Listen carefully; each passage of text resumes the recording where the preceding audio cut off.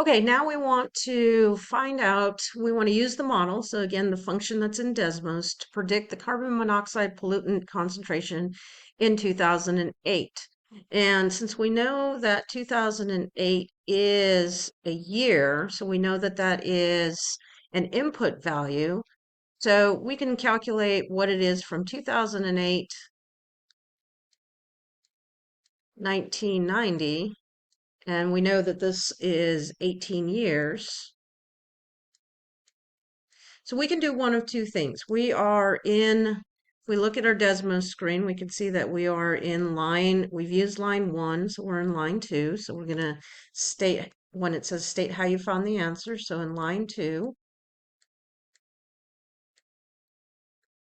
Now, Desmos understands input letters as X, so we're going to say X equals, and we can do one of two things. We can say X equals 18, or if we hadn't previously calculated or subtracted, we can just do X equals 2008 minus 1990, because the information, Desmos is still calculator, it will still calculate, so X equals 2008 minus 1990, and you'll see that it also tells us it's 18 years. You'll see that the Desmos has drawn a vertical line because it's X equals, and that line is, X means that it's going to go through the horizontal or the X axis. And I click on the intersection point, and I see that 18 is input of 18, our output is 1.515.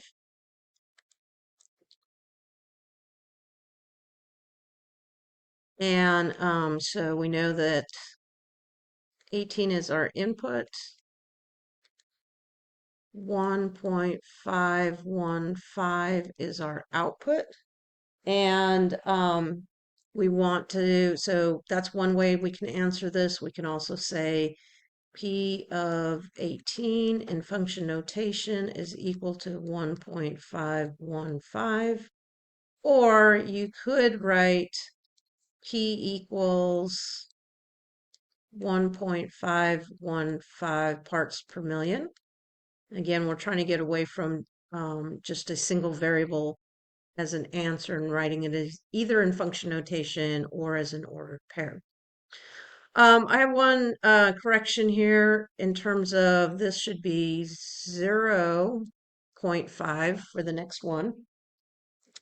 So when will the carbon monoxide be 0.5 parts per million? So this time we know that we have an output because it's 0.5 parts per million. So we know that's an output. And so now we are on line 3, and Desmos understands outputs as Y. So this process that we're doing now is similar to all the things that we have already done when working with Desmos. So we have Y equals 0.5. This time it's telling us that we need to round to 2 decimal places. So we're go over to Desmos, and in line 3, Y equals 0.5. And that intersection point is over here near 22, so 22.086, rounding to 2 decimal places would be 22.09. So we have a 22.09 comma 0.5, again written in function notation. P of 22.09 equals 0.5.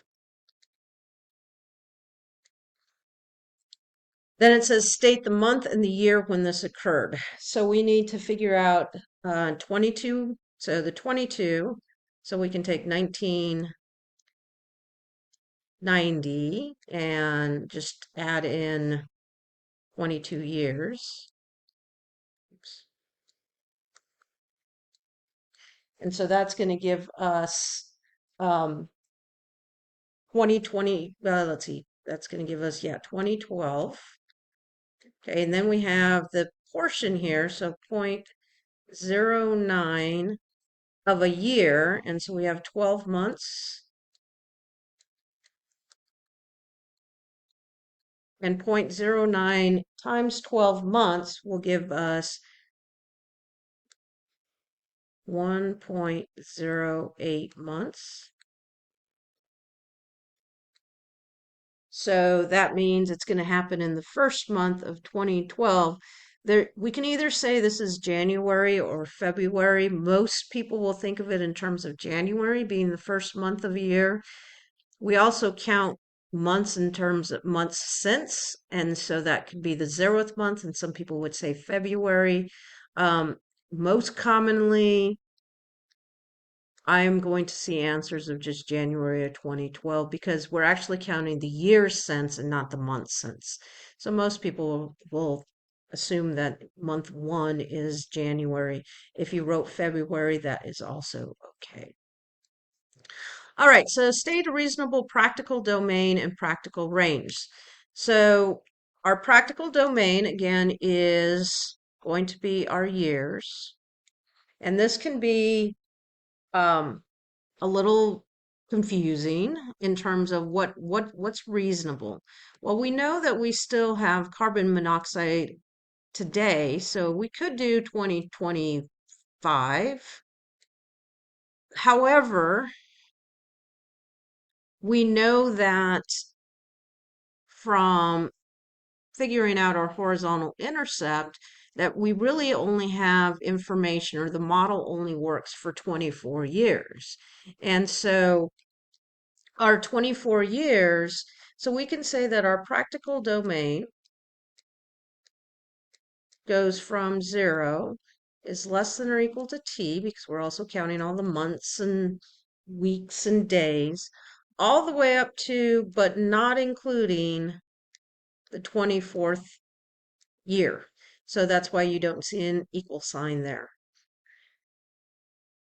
Which would mean that in our practical range, we're not going to include 0 because we know that there is still going to be